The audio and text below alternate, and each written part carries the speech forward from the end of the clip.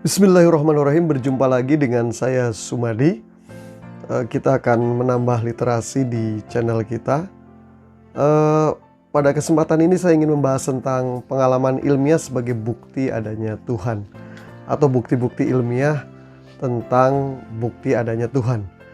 Iya, Tuhan itu memang dari waktu ke waktu selalu dipertanyakan apakah ada atau tidak, bagaimana eksistensi Tuhan, dan bagaimana Tuhan itu berperan dalam kehidupan kita. Itu selalu mendapat pertanyaan-pertanyaan.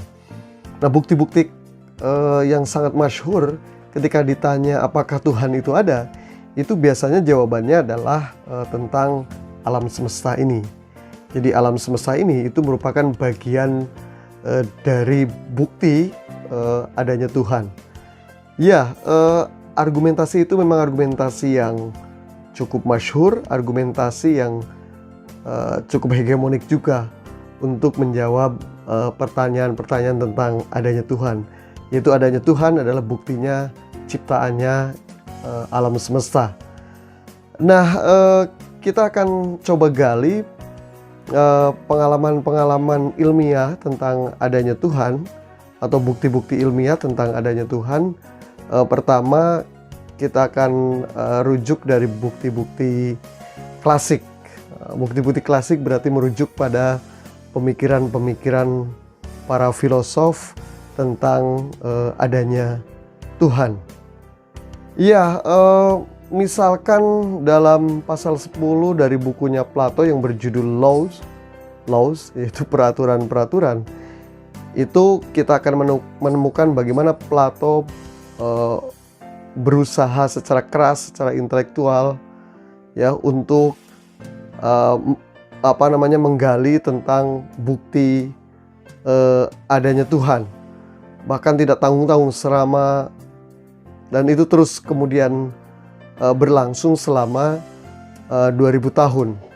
Kemudian di abad pertengahan itu juga mengalami kontinuitas tentang usaha-usaha intelektual untuk menggali tentang adanya Tuhan. Misalkan muncul di abad pertengahan itu adalah filosof Thomas Aquinas yang hidup 1225 sampai 1274. Nah, salah satu pemikiran Thomas Aquinas itu adalah tentang apa yang disebut dengan kontingensi. Kontingensi itu artinya adalah kemungkinan bahwa alam itu ada atau tiada. Argumen yang didasarkan atas gerak. Jadi bahwa barang yang bergerak tentu ada yang menggerakkan. Dan penggerak pertama itu adalah Tuhan, gitu. Nah, kemudian para filosof semacam Kant, ya, Immanuel Kant itu membagi bahwa bukti ilmiah adanya Tuhan itu bisa dibagi menjadi 3. Bukti ontologikal, kosmologikal, dan teologikal, gitu. Nah, bukti ontologikal itu kemudian secara sistematis disusun oleh Anselm. Ya, Anselm yang hidup 1033 sampai 1109 Masehi. Yang kemudian itu dijelaskan secara sederhana oleh René Descartes, ya, di abad modern. Nah, pokok dari usaha-usaha untuk menggali secara ilmiah tentang adanya Tuhan itu sebagai berikut. Pertama, menurut Descartes bahwa kita mempunyai ide tentang Tuhan. Yang kedua, menurut Descartes, Tuhan itu adalah suatu zat yang kita tidak dapat menggambarkan zat lain yang lebih besar daripadanya. Kemudian yang ketiga, suatu zat yang ada dan mempunyai wujud tersendiri, yakni tidak hanya ada dalam pikiran manusia. Oleh karena itu, Tuhan itu ada dengan wujud hakiki yang tersendiri, yakni tidak hanya dalam pikiran manusia. Kemudian Descartes itu menjelaskan bahwa ide tentang Tuhan yang tak terbatas atau infinite dan sempurna tidak dapat ditimbulkan oleh benda yang terbatas atau finite. Dan oleh sebab itu, ide tersebut tentu telah ditimbulkan oleh Tuhan sendiri. Nah, ternyata di sini ditemukan sifat yang unik dan mutlak pada ide tentang Tuhan, yakni sifat bahwa Tuhan itu ada dan mengandung sebab adanya dalam dirinya sendiri. Nah, teman-teman, kemudian yang kedua, bukti klasik secara ilmiah itu adalah bukti kosmologikal, yang kemudian ini sering dihubungkan dengan apa yang disebut dengan ide tentang sebab atau causality. Nah, Plato dalam bukunya Timaeus mengatakan bahwa tiap-tiap benda yang terjadi mesti ada yang menjadikan. Dalam dunia kita, tiap-tiap kejadian mesti didahului oleh sebab-sebab. Sebagai contoh nih ya, kalau ada dua batang pohon berdiri berdampingan satu sama lain dalam hutan, bila yang satu mati dan yang satu tetap hidup, orang akan beranggapan bahwa ada sebab-sebab dan faktor-faktor yang menimbulkan adanya keadaan yang berlainan itu. Nah, pohon yang mati sebab mendapat penyakit atau virus misalkan ya. Dan penyakit itu ada yang penyakit itu juga mempunyai sebab gitu maksudnya. Dan begitulah seterusnya. Jadi benda-benda terbatas atau infinite ya, rangkaian sebab adalah terus-menerus. Nah, akan tetapi dalam logika rangkaian yang terus-menerus itu sesuatu yang mustahil. Jadi apa maksudnya? Jadi di belakang sebab-sebab yang merupakan rangkaian tentu ada sebab pertama yang tidak disebabkan oleh yang lain. Dan sebab pertama ini atau sebab pertama itulah yang dinamakan dengan Tuhan. Inilah argumen kosmologikal. Kemudian yang ketiga, argumen klasik ilmiah itu adalah bukti teleological ya, teleological.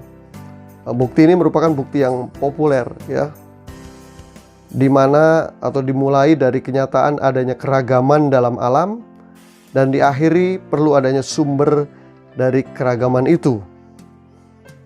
Dapat kita katakan bahwa bukti teleological ini adalah bahwa suatu pemakaian yang khusus tentang bukti kosmologikal. Jadi keseragaman alam merupakan suatu bukti tentang rencana, dan sumber-sumber rencana itu adalah Tuhan. Nah, itu tiga bukti ilmiah secara klasik dalam bukti adanya Tuhan. Nah, kemudian di perkembangan saat ini sesungguhnya perkembangan ilmu yang makin maju, makin modern, makin mencapai puncak kemajuan, itu menjadikan kemudahan untuk membuktikan hipotesa-hipotesa adanya Tuhan. Misalkan yang sangat terkenal sekali terkait dengan teori evolusi ya. Jadi banyak ahli agama yang kemudian dulu menolak teori evolusi ini.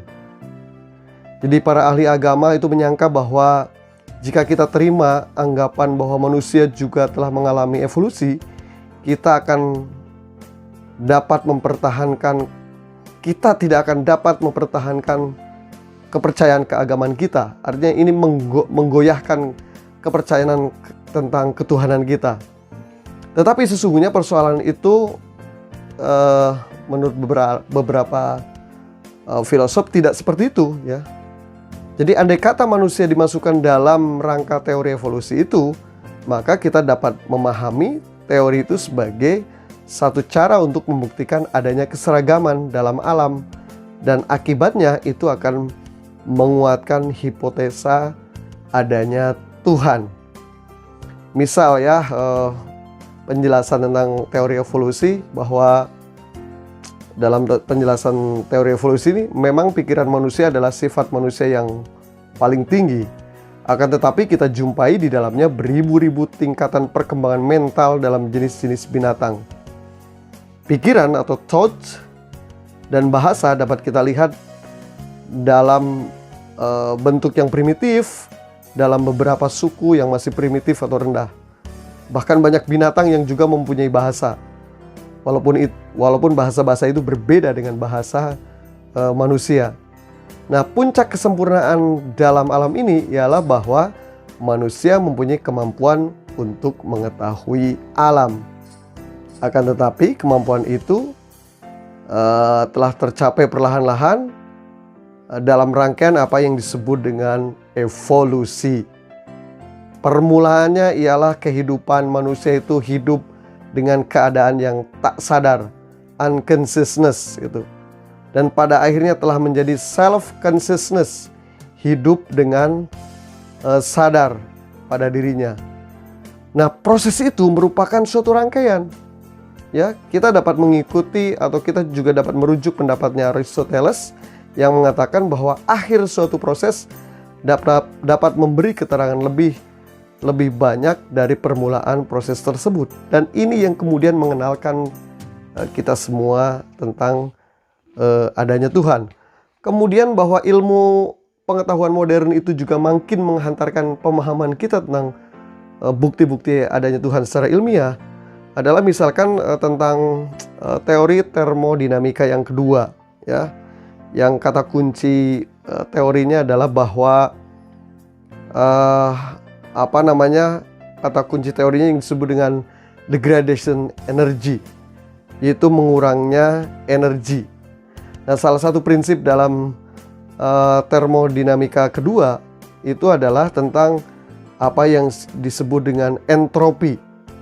Ya, dalam fisika itu ada suatu istilah yang disebut dengan entropi, yang berarti imbangan antara energi yang tak berfaedah dan energi yang berfaedah. Nah, dari peraturan entropi itu kemudian dapat dijelaskan bahwa metafisika itu bukan terletak dalam akibat-akibatnya, yaitu bahwa dunia itu mempunyai permulaan dalam waktu, walaupun hal ini juga ya penting sekali, akan tetapi terletak dalam suatu bukti yang mengatakan bahwa dunia ini tak dapat dipahamkan dengan sendirinya. Nah, ini yang harus kita garis bawahi, kecuali dengan pertolongan adanya zat yang berada di luar alam. Jadi menurut peraturan alam, energi ini akan kehilangan dayanya. Akan tetapi tidak ada suatu prinsip di luar alam yang mengaturnya dalam alam ini. Tidak akan ada energi yang akan kehilangan dayanya.